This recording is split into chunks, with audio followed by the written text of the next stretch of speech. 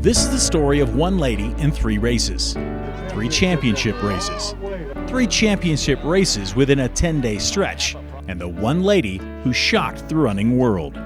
Her name is Mahala Norris, just the 4th female to claim Division I All-America honors at the Air Force Academy, which she did her junior year at the NCAA cross-country meet, finishing 39th out of 254 runners.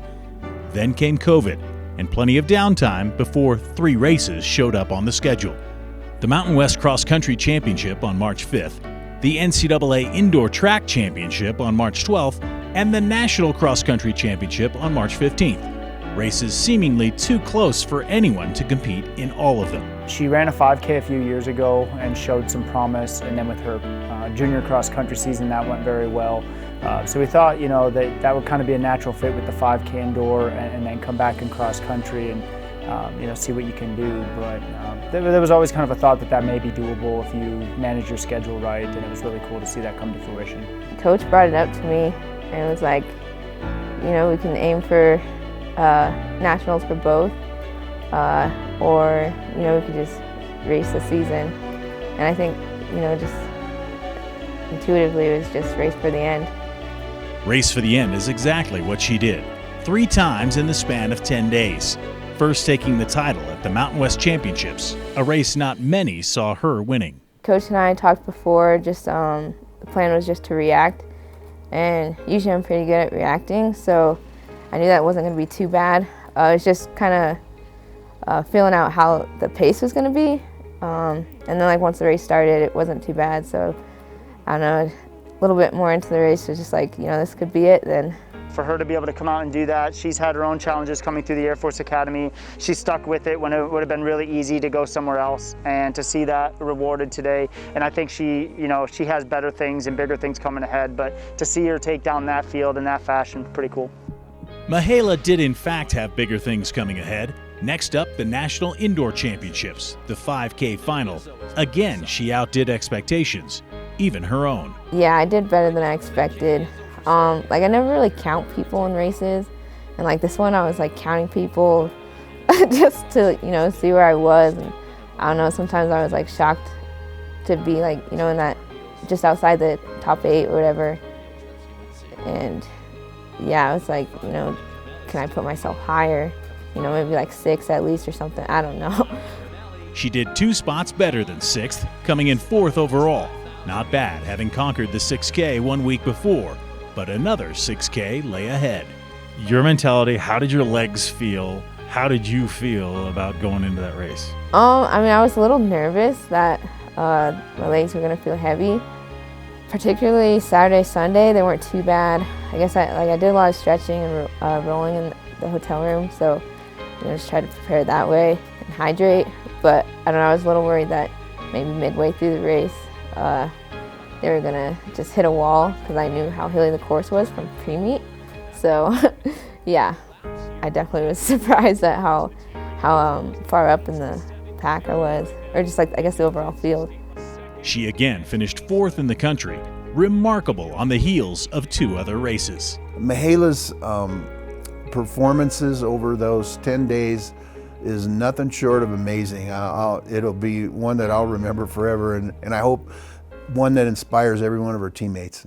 To run that many championship races over 10 days, first of all, winning the conference in an upset, because New Mexico had a couple favorites in there, and she blew them away with her finishing kick at the conference meet in Las Vegas. Okay, comes back, and on March 12, finishes 4th in the NCAA championships. We have never had anybody on our women's team finish that high indoors.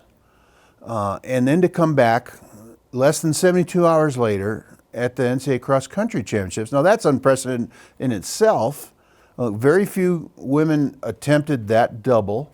The only other two that attempted it, she beat them both at the Cross Country Championship. And here's the magnitude of finishing 4th at the Cross Country Championships. It even makes 4th at the NCAA Indoor 5000 pale in comparison, because there are 348 institutions that sponsor women's cross country. The only sport that has more is women's basketball with 349. One more, okay? So if 348 women's cross country teams have 10 to 20, some as many as 30 women on their cross country team, we're talking somewhere between 5,000 and 7,000 women cross country runners, and she's fourth.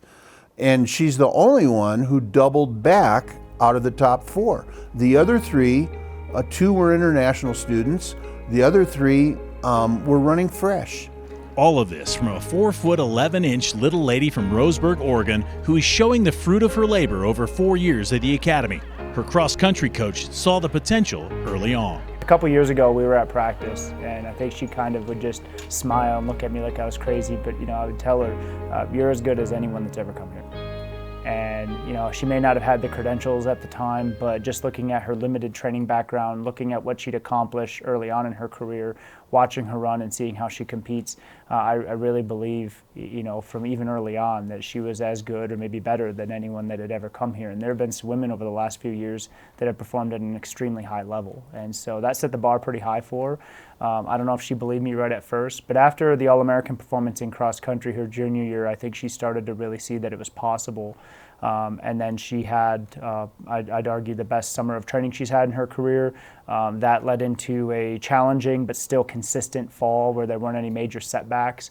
And then that resulted in the best winter of her, from a performance standpoint of her career. And if we can keep that going, I think there's reason to be pretty optimistic about this spring as well. What is it like being you, realizing what you've done, or how do you even realize what you've done?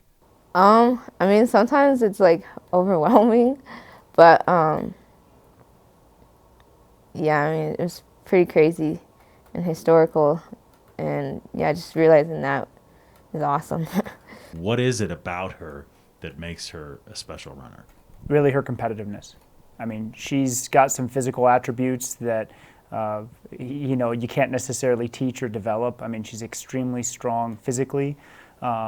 But she's, for however strong she is physically, I think she's even stronger mentally.